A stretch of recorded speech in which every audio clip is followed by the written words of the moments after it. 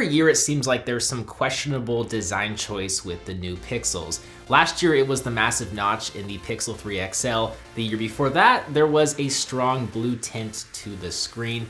This year, the only questionable area is the cameras, specifically the decision to add a telephoto sensor instead of an ultra-wide camera sensor.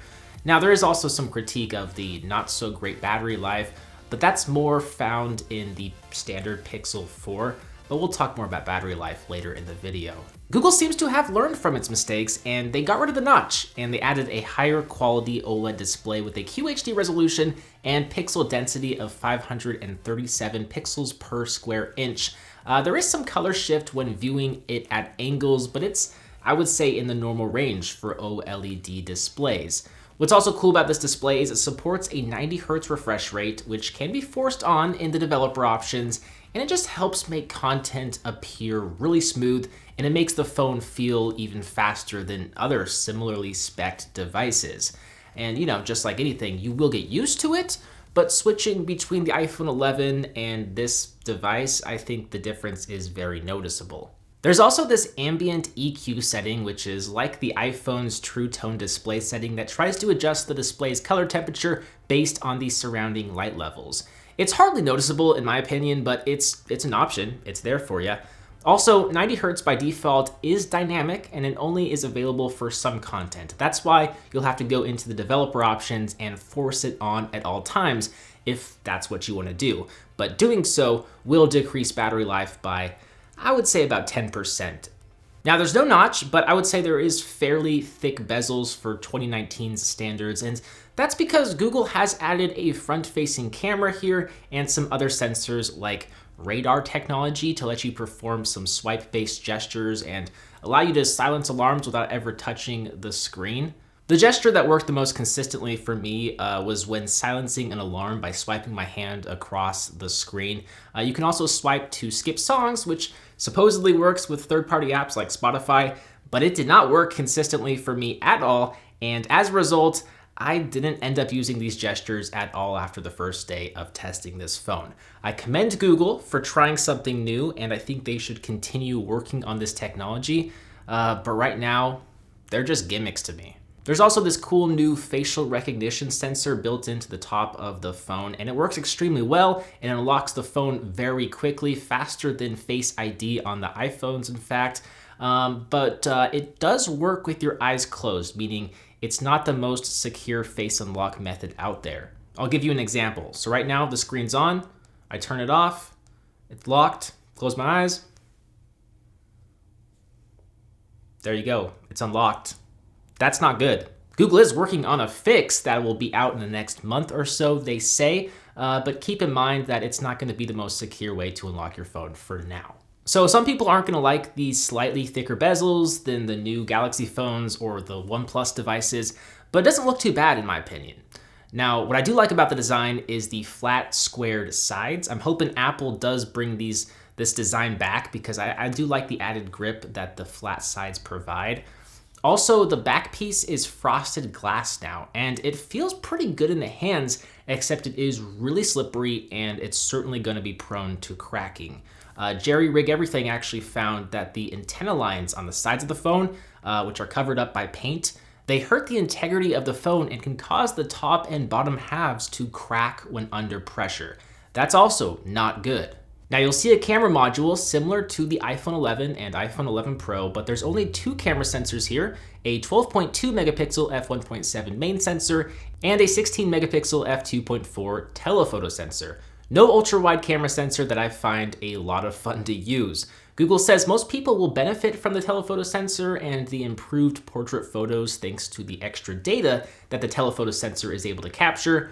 And generally speaking, the telephoto sensor does a very good job at capturing a lot of detail relative to the competition, but portrait mode photos, I thought they looked great in the previous Pixels without telephoto sensors, just thanks to Google's impressive image processing and their impressive software.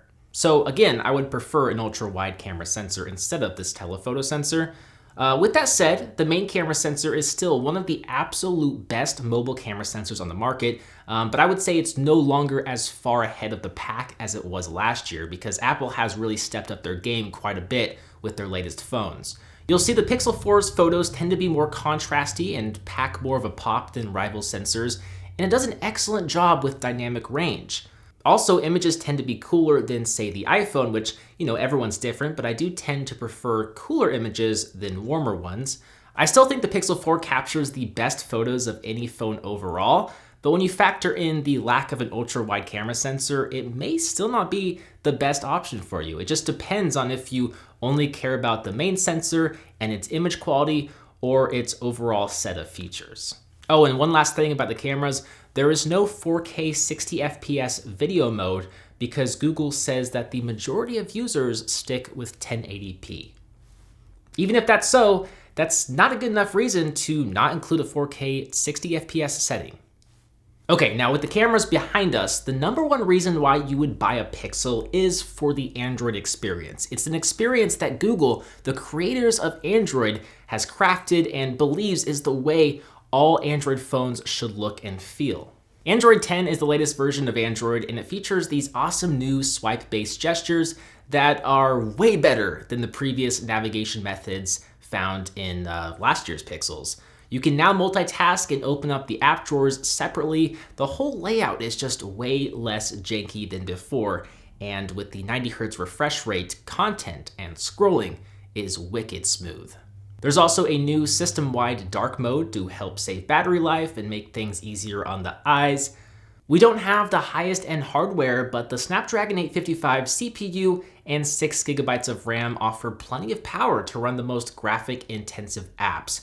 And the software is very well optimized to run apps quickly and efficiently. This is a very fast phone, but it could be better if it had more RAM, if it had the newest Snapdragon 855 Plus processor, more than 64 GB of storage in the base model, and or support for newer and faster UFS 3.0 storage like some other devices. Fast phone, but it could have some better overall set of features. Inside, we have a 3700 milliamp hour battery that is considerably larger than the Pixel 4's battery. And if you at all care about battery life, you're worried that the Pixel 4's battery life is not going to be enough for you, definitely go with the XL version. This phone should last you between 4 to 5 hours of screen on time, give or take, which is not great, but it's also not terrible. There is wireless charging support, and it does support 18-watt fast charging via USB-C. So, the Pixel 4 XL is a great phone, but it's far from perfect. And what I haven't told you yet is the price. It starts at $899, and it comes with only 64 gigabytes of storage with no UFS 3.0 support. It comes with a slightly older Snapdragon 855 processor with a modest 6 gigabytes of RAM, no ultra-wide camera sensor, and only average battery life. I wouldn't really recommend this phone unless you can find it on sale for $100 to $200, which I'm sure it will go on sale somewhere within the next month or so because the holidays are coming up. The phone that really stands out to me for how much it offers for the price is the OnePlus 7T. I think it's nearly better in every category with the exception of the main camera, but it does have an ultra-wide sensor if you're into that. With that said, those are my thoughts on the new Pixel 4 XL. I want to thank Google for sending me this unit to review, and I hope my constructive criticism will help them continue to craft better devices, because at the end of the day, I'm still very much part of the Team Pixel family, and I would say I still very much prefer Android over any other mobile operating system. I probably use the Pixel 3 XL or Pixel 3 more than any other phone in the last year, if that's worth anything. So great phone, Google. Keep up the good work. Keep on fixing, refining, pushing out updates. Curious to hear your guys' thoughts on this device in the comments down below. As always, I'm BoHD from PhoneDoug.com. Thanks for watching. I'll see you guys in the next one. See ya.